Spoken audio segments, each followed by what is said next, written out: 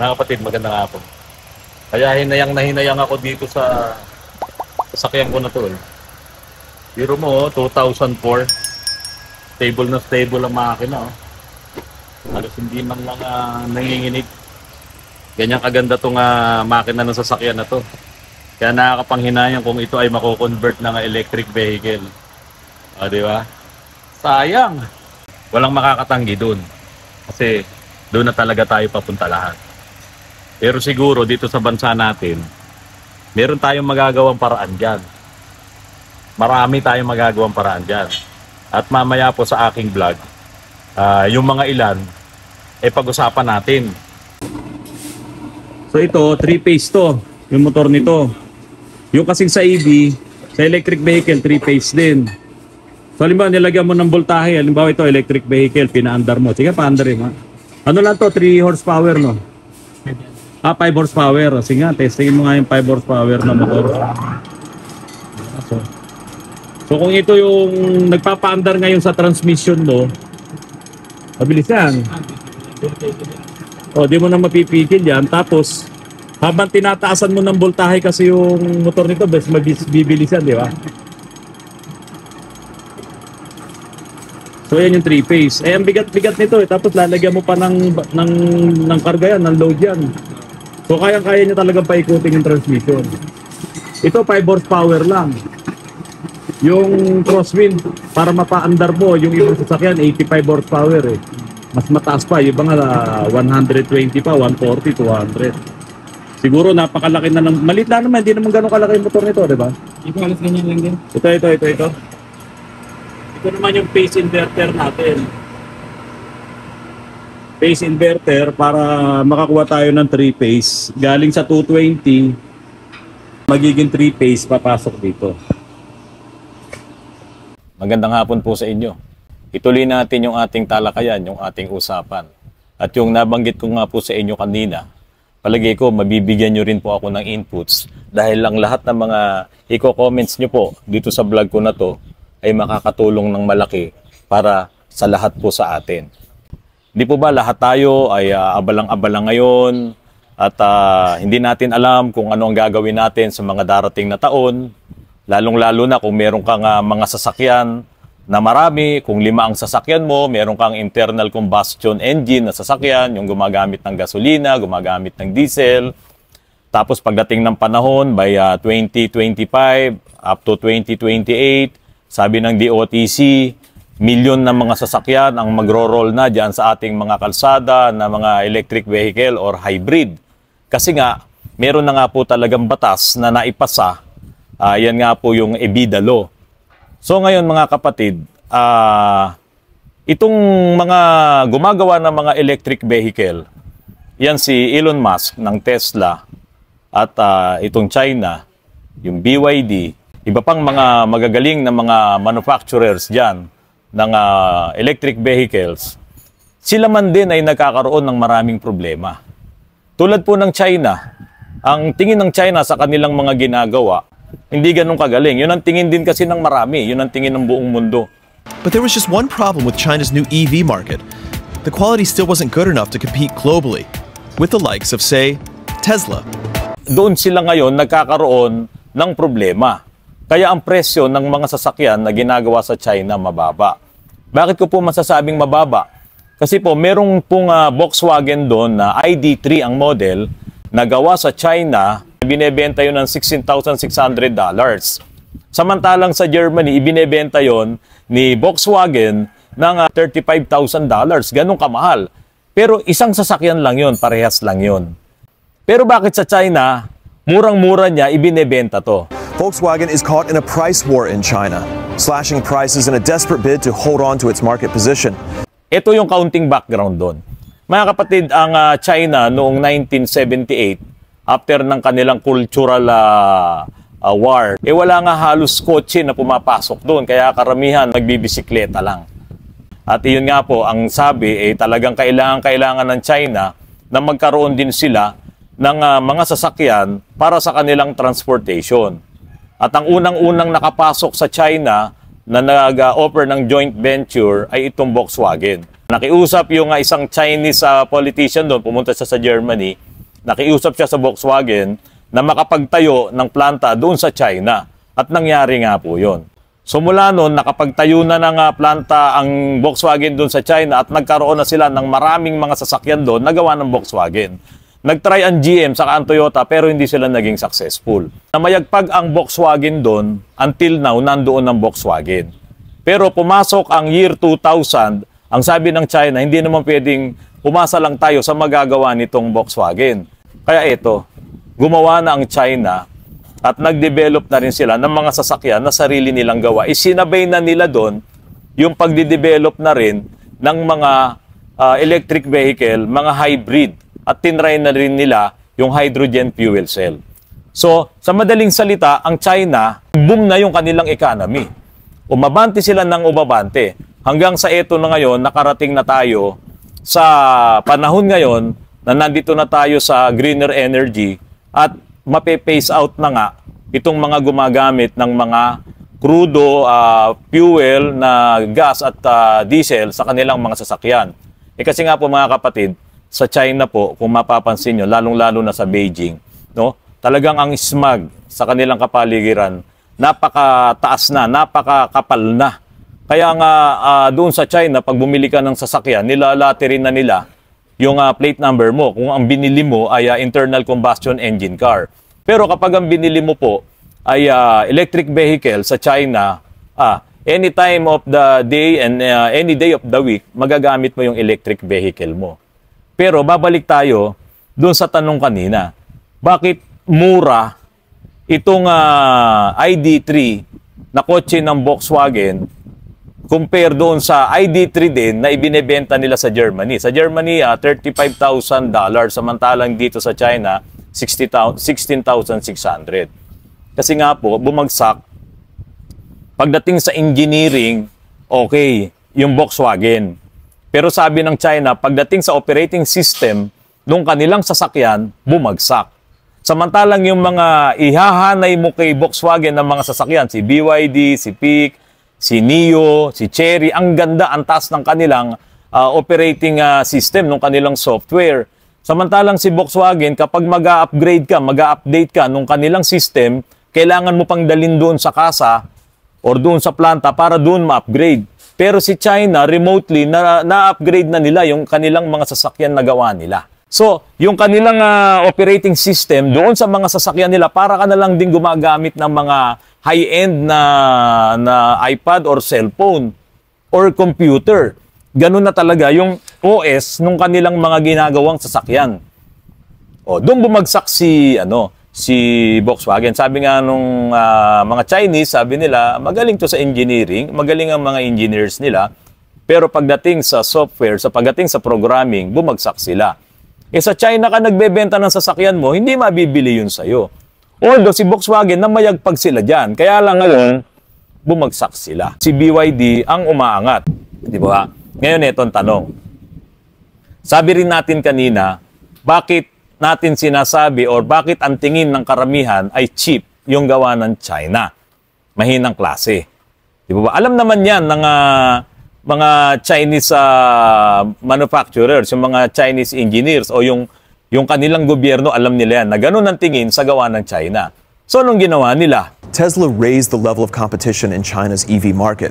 But importantly, it also raised the standard of Chinese suppliers. Now they had to produce electronics and components to Tesla's specifications, which meant that they could offer the same quality to Chinese car makers. In-encourage ngayon ng China, ng mga politicians nila, in-encourage nila si Tesla na maglagay ng gigafactory sa China. O wala pang isang taon na buo ni Tesla yung kanyang gigafactory. No? Kayang-kaya niyang mag-produce ng napakaraming sasakyan sa loob lamang ng ilang panahon. Yan si Tesla. So ito ang malaking cuts doon. Habang si Tesla ay gumagawa ng sasakyan ng EV cars diyan sa China, alangan naman na doon pa siya kukuha ng mga pyesa niya sa US. Siyempre hindi, magmamahal yon. Kasi itatravel mo pa yon.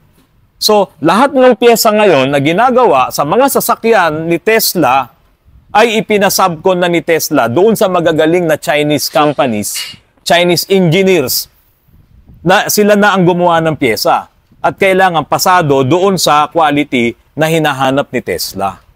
Sino ngayon ang nakinabang? So lahat ngayon ng mga quality, mga spare parts, itong technology ni Tesla, nalaman ngayon itong malalaking kumpanya diyan sa China na gumagawa ng pyesa ni Tesla. Kaya ngayon, itong mga gawang China, bigla silang gumanda, bigla silang lumaki.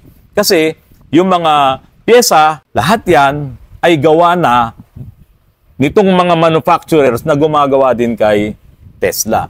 Walang ninakaw na technology dito. Kasi binigay naman yan eh. Di ba? Sila naman ang gumawa eh. Pero yun nga, sa electronics, sa programming, sa computer, hindi mo rin maiiwan si China. Ang maganda doon, yung technology ngayon ni Tesla, nakuha nila. Ayan. So, itong si Volkswagen, naiwan siya dahil nga sa yung OS. So, sabi nga, nagbabag pa siya. Mabagal yung kanilang OS. Kumbaga sa cellphone or sa iPad, hihintayin mo pa. Napakabagal. Samantalang si China ang bilis. Okay mga kapatid, yung isang EV car, no? Yung isang EV car na ginagawa ni Tesla at ginagawa ni China, parehas na halos ang technology. Kaya lang ito si China, ang daming pumapasok sa isipan nila.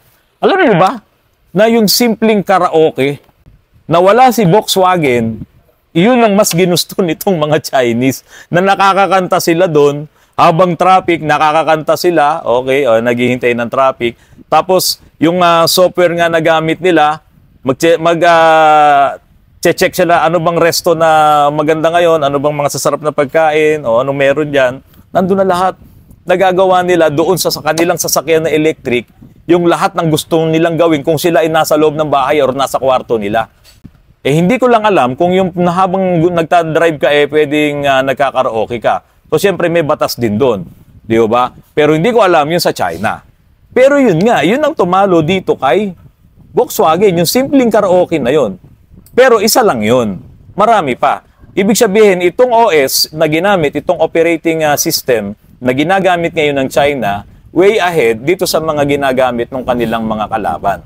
Pagdating dito sa electric vehicle. O yan mga kapatid. Ito po, yung babanggitin ko po sa inyo, malamang yung iba tataas ang kilay. Diba? Kasi po, itong mga electric vehicle na to, meron tinatawag na regenerative braking system. Itong regenerative braking system, kapag umaandar na yung electric vehicle mo, pag binitawan mo yung accelerator, automatic na nagbe-brake siya. Unti-unti. Pero kung talagang kailangan mong huminto, aapakan mo talaga yung brake. Pero, pag binitawan mo yung accelerator, para kang nag-engine brake. Yun yung dati nating katawagan. At dahil nga po siya ay motor-operated, yung nagpapatakbo sa iyong sasakyan, na meron siyang 3-phase electric motor, AC, no? Pag bitaw mo ngayon ng accelerator, mawawala ngayon yung voltahe na papasok doon sa motor, doon sa stator, na 3-phase, pero umaandar pa yung rotor. So habang umaandar ngayon yung rotor, magbibigay naman siya ng reverse voltage at current na papasok naman at magiging parang generator mo. Yun po talaga yung trabaho ng regenerative braking system nila. Halimbawa, tumatakbo ka ng 80, 90, 100. Pag binitawan mo yung accelerator mo, mawawalan ng supply ngayon yung dito sa stator, pero umiikot ngayon yung rotor mo, siya naman ngayon ang mag-a-act as generator. So maglalabas ngayon ng voltahe itong motor mo at parang magiging alternator siya or generator, i-charge na ngayon yung battery mo. Pero kung mabagal na yung takbo mo, siyempre bagsak na yon yung voltahe na yon, hindi na yung papasok doon sa para mag-charge, hindi na siya mag-output itong motor mo. So yun, yung mabilis ka, binitawan mo accelerator, mag-a-act siya as generator, babalik doon sa baterya mo. So may certain speed yon na kakarga pa siya. Pero pag mabagal na yung takbo mo, at yan naman ay nire-regulate naman din yan ng computer, o pasok pa yung kuryente na yan, sige pasok ka pa rito. Pero kung hindi na, kung nagpantay na sila nung voltahe, hindi na yan papasok. So yun yung regenerative braking system. So nagagamit mo. Ngayon mga kapatid, ito po tanong ko sa inyo. Ang mga sasakyan natin, halimbawa, yung mga ayan, yung crosswind, ayun. Halimbawa, yung crosswind.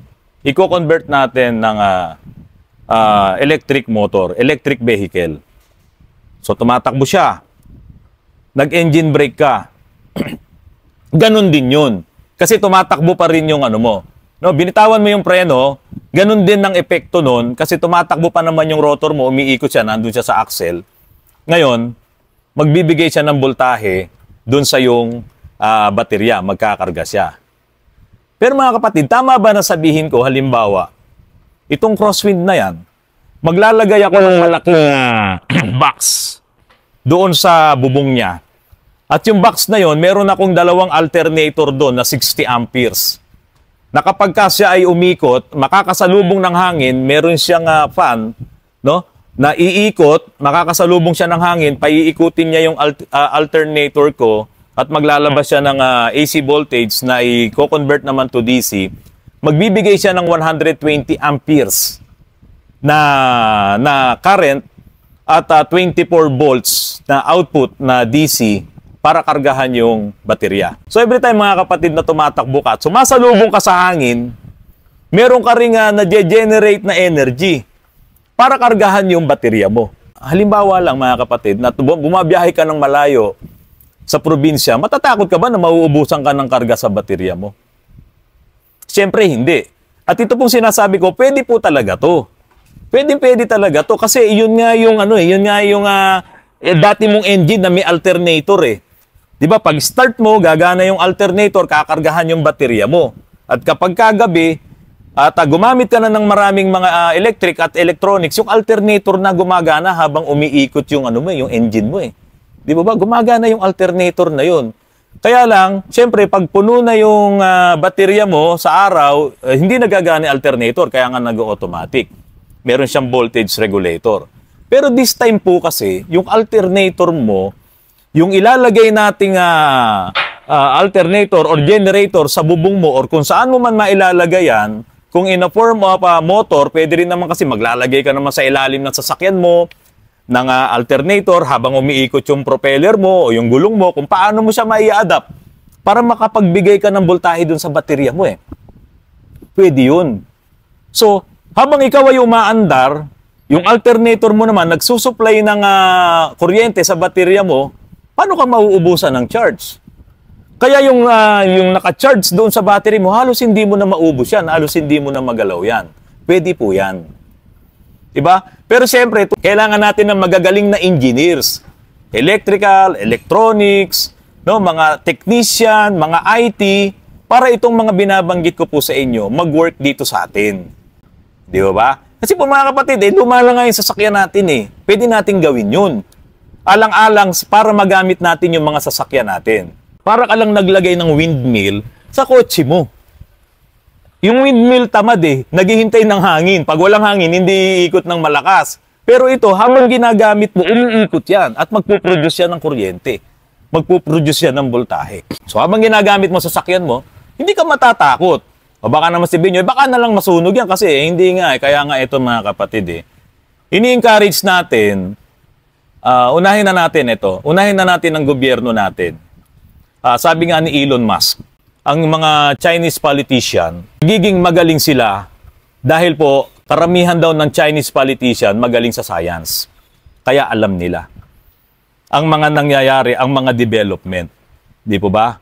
So ano po ba sino po ba yung nagdala ng Volkswagen sa China?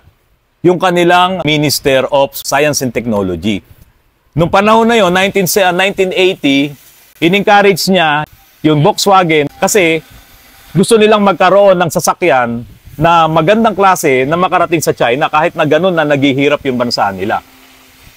So siya ay nandoon sa Department of Science and Technology. So ganun po ang nangyari mga kapatid. So kailangan itong mga politician natin magaling sa science at kalampagin natin itong ating Department of Science and Technology na magkaroon ng maraming magagaling ng mga kabataan para dito. Lahat tayo ay nag-worry, nag-aalala sa pagdating nitong electric vehicle. Sa totoo lang, kung pagtataasin mo ng kamay ang lahat ng Pilipino dito sa Pilipinas, mas marami pa rin yung walang sasakyan. doon sa 200 million na Pilipinos. Pero yung 200 million na Pilipinos na yon, lahat yon halos may cellphone. Karamihan. Sabihin mo na 150 million doon may cellphone. Yung mga cellphones na yun, may battery yun, mga kapatid. Lithium ion.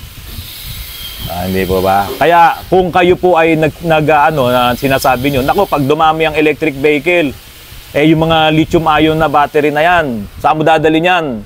Diba, makakalaso niyan sa kapaligiran. Naku po mga kapatid, noon pa yan Mas marami nga yung merong cellphone, puro lithium ion yan mula nung nauso yung cellphone. Mga kapatid, ito po kasi ang isang problema din. Kaya po may mga comments po dun sa mga vlogs ko tungkol sa electric vehicle. Yung comments nila, maraming mga lugar na hindi malalagyan talaga ng charging station. Lalo na kung pupunta ka sa lugar na wala namang kuryente. Tulad yan sa pinupuntahan namin, yung mga trailing site dyan sa Tanay, sa Santa Ines, sa DRT, sa Bulacan, at yung iba pang mga trailing site na hindi nararating pa ng electric company, makapaglagay sila ng poste ng kuryente na magbibigay ng kuryente sa kanila. Paano nga yun? Kung talagang halimbawa, inabot ka na ng 1 linggo doon, saan ka magcha-charge? Sana hilingin natin, mga kapatid, sa mga politicians natin, na makapagbuo sila ng batas na lahat ng mga bahay dito sa Pilipinas, nasa city, nasa probinsya, nasa bundok ka man, malalagyan ka ng solar panel para makapag-generate ka ng energy. So yung solar panel na yun, ilalagay mo sa bubong mo, or kung saan mo man ilalagay, kung malawak ang lupain mo, maglagay ka ng solar panel, depende kung ilan ang pangangailangan ng pamilya mo, ng bahay mo, ibibigay sa iyo yun. At yan po dapat ipoprovide ng gobyerno. At kapag ipinrovide po yan ng gobyerno, huhulog-hulugan na lang natin sa kanila. Kasi wala nga tayong pambili. Hindi po ba? So kung doon ang tungo natin sa renewable energy, sa greener energy, sana mula doon sa mga barangay chairman, sa local government, sa mayor, sa congressman, hanggang senador, laanan nyo po ng budget yan para sa amin. Para sa ating lahat. Kasi po, kapag ka po tayo ay nandoon na talaga sa renewable energy, dapat hindi na rin tayo gumagamit ng mga energy na pinoproduce ng fossil fuels, saka ng coal power plant. Di ba kasi yun naman ang target natin, mabawasan yan yung mga usok na yan. So, pwede nga mga kapatid, ito ang unahin nila bago tayo pumunta dyan sa EV na yan. Di ba? Matagal pa yan, 2030, 2040. Di ba? Pwede bang may congressman ngayon, lawmaker, or lawmakers, marami kayo, pwede po bang isingit nyo po ito na lahat ng kabahayan magkaroon ng solar, solar panel, inverters, battery. Makakatulong po sa amin lahat yan. Huhulugan namin sa inyo, pautangin nyo kami, babayaran po namin. Di po ba? Tapos, siyempre, papasok yung mga mga suppliers niyan. Piliin naman po natin yung magandang suppliers. Tapos with warranty. Tapos yung mga batteries na yan, maglaan din po kayo ng mga magre-recycle niyan, ng mga grupo na magre-recycle niyan. 'Di ba? Turuan niyo po kami, kalampagin niyo po ang DOST. Bigyan niyo po kami ng mga pag-aaralan namin diyan kung paano namin naalagaan 'yan at kung paano namin i-recycle at iingatan yung aming mga baterya. Di po ba? So malaking bagay yan mga kapatid kasi EV matagal pa yan Pero kung talagang hahabol natin, malinis na kapaligiran, makabawas tayo ng mga carbon dioxide emission, maingatan natin ang ating maingatan yung yung ating mundo sa global warming, malaking kabawasan po yan kasi mababawasan yung coal power plant na magpo-produce ng energy. Di ba? So mga kapatid, yun, request lang po yun. Kung mali po ako, paumanhin. Po? So sana po mangyari para po makatipid tayo sa kuryente. At yung matitipid natin sa kuryente, pambili natin na EV. Ayun mga kapatid, sana pumwede. Tulad nung kasama sa vlog ko kahapon, kagabi, na sinabi ko doon na sana yung surplus na EV, surplus na hybrid, wag na sana hybrid kasi mawawala din yan. Yung surplus na EV makarating sa atin, sana payagan ng gobyerno na ma-import yan. Kasi sa ibang bansa nga, sa federal law na ginawa ng US, Yun ngang bumili ng second hand na EV, meron pa rin $4,000 na tax credit. Second hand na yun, binibigyan pa rin nila ng tax credit. Tapos kung bibili ka ng brand new, 7,500 na tax credit. Ibinibigay pa rin yun ng gobyerno. Di po ba? Kasi nga, talagang gusto nila doon, gumamit ka ng electric vehicle para makatulong ka sa ating pagpapaganda ng kalikasan. Pero matagal pa yan. Ang unahin natin ngayon, kalampagin itong ating mga politiko na mag-aral ng science. Salamat po mga kapatid.